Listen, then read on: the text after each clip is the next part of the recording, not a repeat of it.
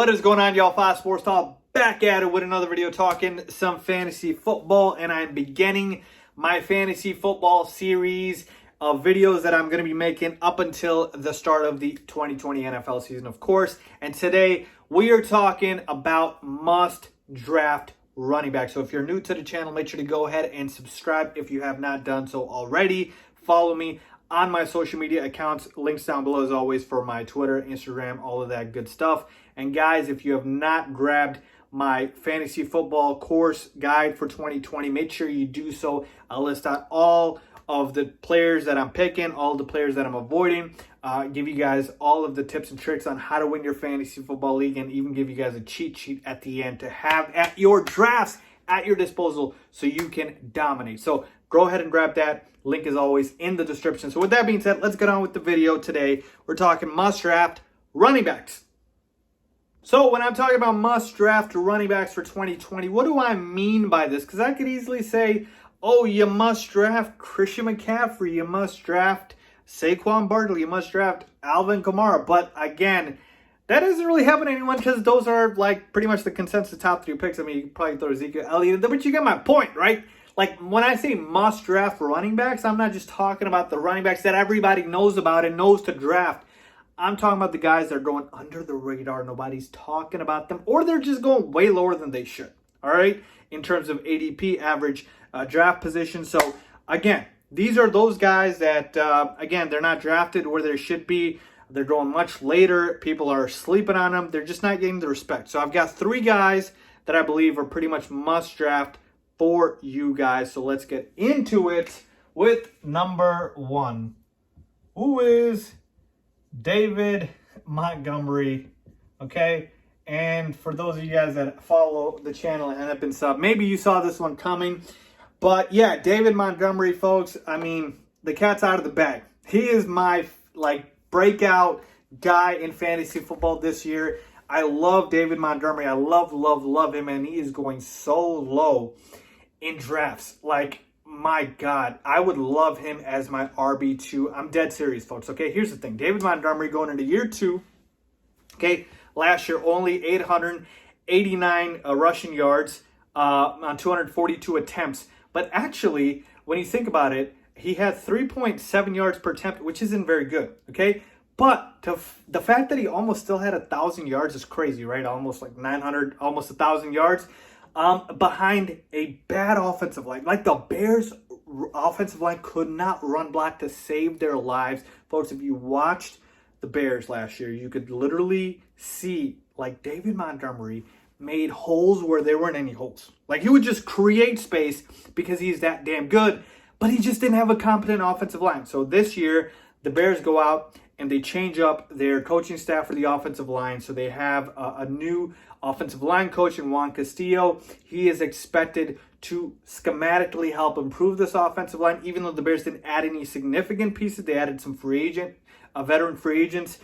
They added some depth through the draft. So I do expect the offensive line to be better than last year. Maybe not significantly, but definitely better. And here's the thing. When we talk about the quarterback situation, whether it be Nick Foles or Mitch Trubisky, I don't think it matters for David Montgomery because I feel like this year Matt Nagy and his coaching staff is going to have a new emphasis on the running game. They are going to absolutely run the football more than they did last year. I'm guaranteeing David Montgomery gets more than 242 carries that he did last year. Okay?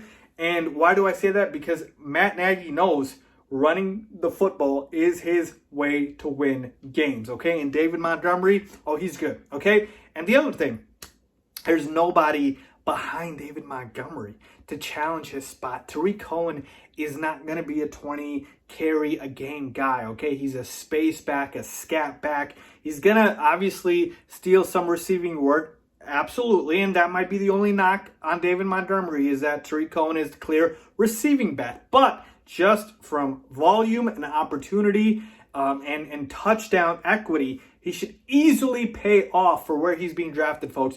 The Bears, when they're within 5 yards in the red zone, David Montgomery was getting the rock. Okay, he was getting all those carries, so nobody's stealing those goal line carries away from David Montgomery. He is absolutely a steal for where he's being drafted right now, and you should absolutely look to grab David Montgomery. Like I said, I think there's going to be a newfound emphasis in Chicago on the run game this year. Matt Nagy knows he should not put the game in the hands of Nick Foles or Mitch Trubisky. He should run the football, play smart, maintain the clock, ball control, and let the defense win games and the running game. Okay, go that way. So love David Montgomery. Okay, moving on to my number 2 must draft running back, and it is another second-year player, Myles Sanders. Yes, that's right, Myles Sanders, the Eagles running back, folks.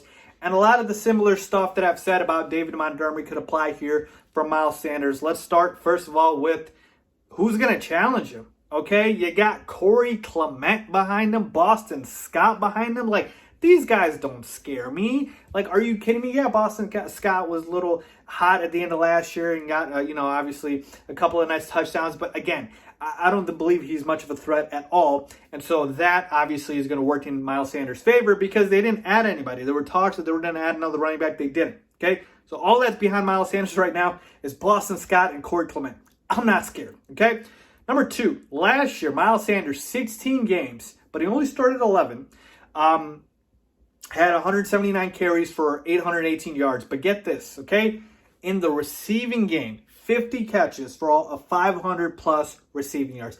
That is fantastic, especially for PPR. You love that for PPR. So Myles Sanders, great catching the football out of the backfield in the receiving game. And obviously he can do it on the ground as well. And so to me, we're talking about an Eagles team. I think their offense is going to be solid this year. You can't stack the front in the 8-man boxes because you got so many weapons on the outside for Carson Wentz to throw to, from Alshon Jeffrey to Deshaun Jackson to Zach Ertz to Dallas Goedert to Jalen Reagor. They added Marquise Goodwin. Like, my goodness. So all of those weapons on the outside, so you can't stack the box for Myles Sanders. He's going to find running room, and he's going to get dump-offs from Carson Wentz. And right now, where Myles Sanders is going in drafts is still entirely too low. Loving him as an RB2. I would not hesitate to draft Myles Sanders. Okay, and finally, number 3. Stick with me here because you guys might laugh a little bit. No, maybe not laugh, but like you guys might just stare at me a little bit because, yeah. It's Todd Gurley. Yep, I said it, Todd Gurley. Okay, here's the thing, okay? Got a method behind my madness. Todd Gurley, again, if you have noticed a clear trend here, it is opportunity, opportunity, opportunity. Todd Gurley also has nobody to challenge him in the backfield. Who's taking carries away from Todd Gurley, who switched teams this year? Obviously, he's with the Atlanta Falcons, if you have not known that. And yeah, behind him, you got what? Ito Smith, Brian Hill, Quadri Allison. Like, really, folks? Really? You're scared of that? I'm not. Look, here's the biggest thing with Todd Gurley injury concerns, right? He's got arthritis in his knee. Yeah, that's what everybody's worried about. But last year, folks, Todd Gurley, 15 games, 223 carries, still had 857 rush yards, 3.8 yards per carry, which isn't very good. But the Rams' offensive line was awful. The Rams have a bottom 3 offensive line. It is putrid, folks. And so the Falcons' offensive line, I believe, is going to be better. And so that should work in favor of Todd Gurley. And again, upgrade at quarterback. Matt Ryan is obviously better than Jared Goff.